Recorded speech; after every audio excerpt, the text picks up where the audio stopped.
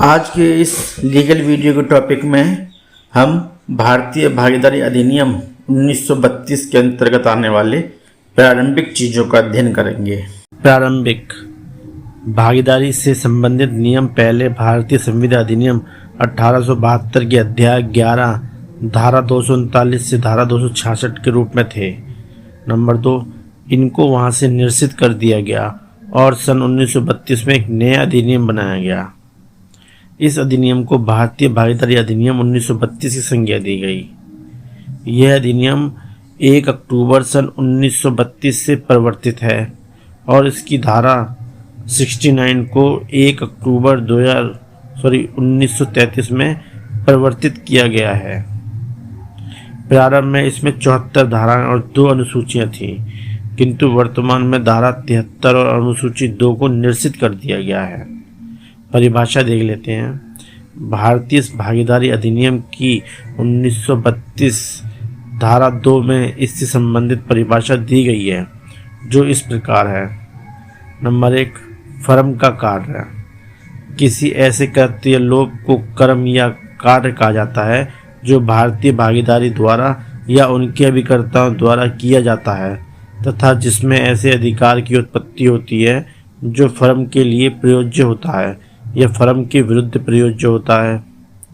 अगला है कारोबार। धारा 2B, कारोबार के अंतर्गत कोई वैध व्यापार या वृत्ति या उपजीविका आता है। इसमें एक वाद आया था स्मिथ बनाम एंडरसन। इस मामले में लाई जस्टिस जेम्स ने कारोबार की उपयुक्त परिभाषा को कहा कि यह कारोबार को विस्तृत परिभाषा है। उन्होंने यह कहा कि कारोबार एक ऐसी क्रिया है जो सफल होने पर लाभ देती है। अगला है विहित। धारा 2 की उपधारा C, विहित का तात्पर्य इस अधिनियम के अधीन नियमों द्वारा विहित अर्थात सुनिश्चित समझा जाएगा। अगला है पर व्यक्ति। यहाँ पर पर व्यक्ति के तात्पर्य उस व्यक्ति से है जो फर्म का भागीदार नहीं है। अगला है मद एक्सप्रेशन।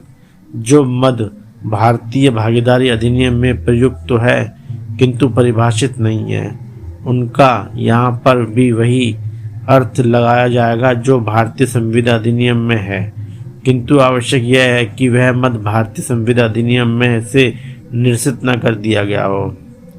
धारा 3 क्या कहती है? धारा 3 भारतीय संविधान अधिनियम के उपबंधों को लागू होना बताती है, जिसमें पहला पॉइंट है प्रारंभिक। भारतीय संविधान अधिनियम के ऐसे उपबंध जो निरसित नहीं हुए हैं तथा जो भागीदारी के प्रतिकूल नहीं है वह भी भागीदारी के मामलों में लागू होते रहेंगे। धारा 4, भागीदार, फर्म और फर्म का नाम की परिभाषा। नंबर 1 जान लेते हैं भागीदारी उन व्यक्तियों के बीच का संबंध है जिन्होंने किसी ऐसे कारोबार के लाभों में अंश पाने का करार कर लिया है। जो कारोबार उन सब के द्वारा कार्य करके सबके लिए चलाया जाता है या उनमें से किसी एक के द्वारा उन सब की ओर से कार्य करके चलाया जाता है। जो कारोबार उनमें से एक से अधिक के द्वारा उन सब की ओर से कार्य करके सभी के लिए चलाया जाता है।